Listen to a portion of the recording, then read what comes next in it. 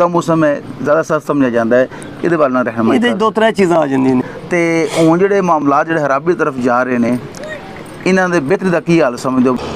बिस्मिल्लाहिर्रहमानिर्रहीम, अस्सलाम वालेकुम जनाब। वालेकुम अस्सलाम। मैं वहाँ तुहाडा मेज़बान सहील अफजल, बिल्कुल तुहानूं वेलकम करना अपने चैनल ते। अज दोबारा साडे नाल माशाअल्लाह मौजूद ने उस्ताद सूफी नज़ीर साहब, फ़हरे गुजरात फ़हरे पंजाब पाकिस्तान, मारूफ उस्ताद ने, किसी तारो ते मुहताज नहीं हैं।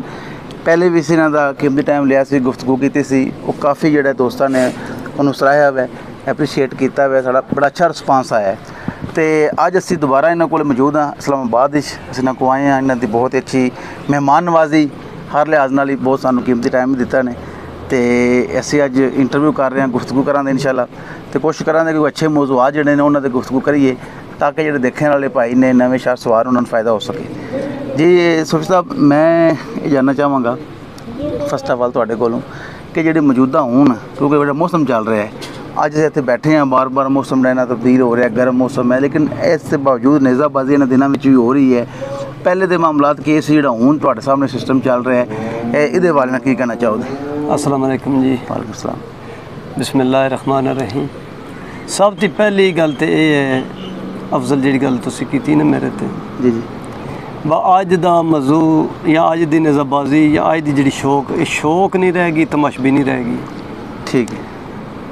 नेज़ाबाजी है जी सानू बजुर्ग, सानू वड्ड वडेरे उस्ताद अपने ते जेडे सीनियर ने वो लोग ये गल दसते होंगे जी जी, बई 5वें 6वें महीने के पिछे नेज़ाबाजी ख़त्म, सवारी घोड़ियां की ख़त्म। बिल्कुल।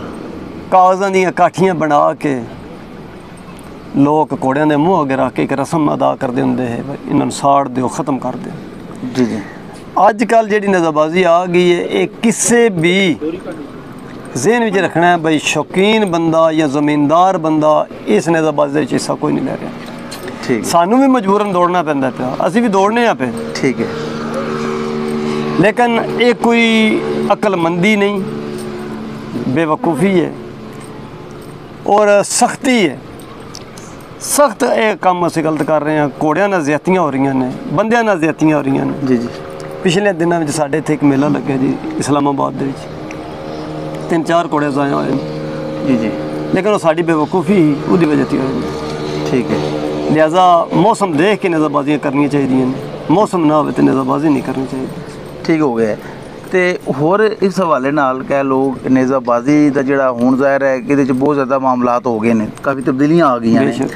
तो हुण जिहड़े मामलात जिहड़े खराबी तरफ जा रहे हैं, इन्हां दे बेहतरी दा की हाल समझदे हो मुनासिब, ताकि जिहड़े ज़ाहिर इतने ज़्यादा मसाइल वधी जा रहे हैं उन्हां दा ज़ाला भी होवे, ताकि नेज़ाबाजी अच्छी होवे, क्योंकि एक अच्छा शौक समझा जाता है, अच्छा शौक है। बल्कि मौक़िਆਂ ਦੇ ਉੱਤੇ जी बेहतरी का माहौल कोई नहीं बनना, क्यों नवे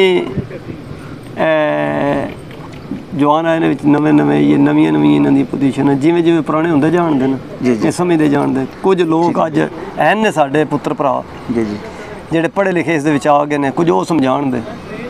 ठीक है। कोई वो लोग हैं जेडे पुराने ताज़ेदार फिर उठे ने, वापस आए ने। ठीक है। कुछ विच थोड़ा जहा मौसम नूं तब्दील करके जी जी, आज वो तकरीबन फिर आ गए ने। इंशाअल्लाह अल्लाह का हुक्म है, जैसे वो ताज़ेदार प्यो दादे वाले या ज़मींदार जैसे विच बड़े ना, जी जी, फिर बराबर हो जाए। ठीक हो गया जी, बेहतर है। तो यह मौसम है जो मौजूदा हूँ सावन भादरा शुरू हो गया है, ठीक हो गया। ठीक है।